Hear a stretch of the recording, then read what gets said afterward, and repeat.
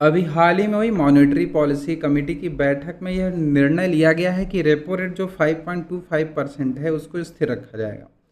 जो विशेषज्ञ को लग रहा है कि जो पश्चिम एशिया यानी वेस्ट एशिया में जो चल रहा है संकट, पेट्रोल डीजल की कीमतों के कारण रेपो रेट बढ़ाया जा सकता है, लेकिन आरबीआई ने इसे लगातार दूसरी बात अपरिवर्तित रखा है, मतलब इसको बदला नहीं है।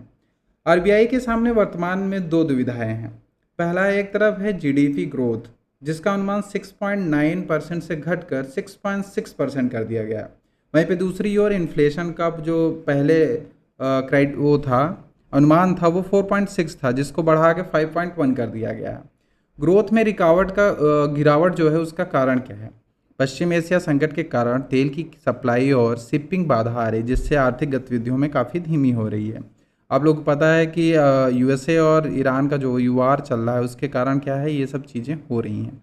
महंगाई का बढ़ना, मानसून के कमज़ोर होने की आशंका है। एलएपी का 90% और इम्पोर्टेंट इन्फ्लेशन यानी आयाती महंगाई की वजन का खाने पीने चीज़ें जो हैं वो उनके दाम बढ़ रहे हैं। रेपो रेट क्यों नहीं बढ़ाया गया, ये सबसे बड़ा यहाँ पे सवाल उठता है। आमतौर पर महंगाई बढ़ने पर रेपो रेट को बढ़ाया जाता है, लेकिन आरबीआई का मानना है कि वर्तमान में जो महंगाई है वो कॉस्ट पुश इन्फ्लेशन है, जो कि सप्लाई चेन बाधा जैसे कि युद्ध हुआ, सूखे के कारण होता है। ऐसे में रेपो रेट को बढ़ाना ज़्यादा कारगर नहीं होता है।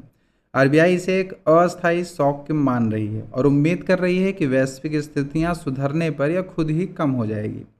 रुपये को मजबूती देने के लिए आरबीआई ने कदम बढ़ाए हैं, दो तीन कदम बढ़ाए हैं। जैसे कि डॉलर के मुकाबले आपको पता है कि रुपया बहुत गिर रहा है, 98 पर रुपये पहुंच गया है, जिसे संभालने के लिए आरबीआई ने कई घोषणाएं की हैं ताकि जो भारत का डॉलर पे प्रवाह है वो बच सके।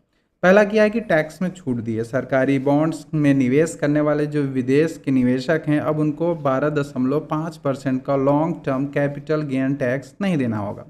दूसरा है फार एफएआर रूट का विस्तार किया। वैश्विक जो निवेशक के लिए 15, 30 और 40 साल के सरकारी बॉन्ड खरीदने का जो रास्ता है उसको और आसान कर दिया गया। तीसरा है एनआरआई निवेश पर आसानी। एनआरआई और विदेशी नागरिकों के लिए भारतीय शेयर बाजार और लॉन्ग टर्म इन्वेस्टमेंट के नियमों को सरल बनाया गया है। चौथा है फॉरेक्स स्वैप। आरबीआई बैंकों को डॉलर लेकर उन्हें रुपए देगी, जिससे बाजार में डॉलर की सप्लाई बढ़ेगी और रुपए को सहारा मिलेगा। इस समय स्टैगफ्लेशन की स्थिति को लेकर चिंतित है। यहाँ पे विकास दर यानी ग्रोथ कम हो रही है और महंगाई बढ़ रही है। हालांकि अभी भारत ऐसी स्थिति पूरी तरह नहीं आई है, लेकिन गिरता रुपया और कच्चे तेलों की बढ़ती कीमतों एक गंभीर चेतावनी है।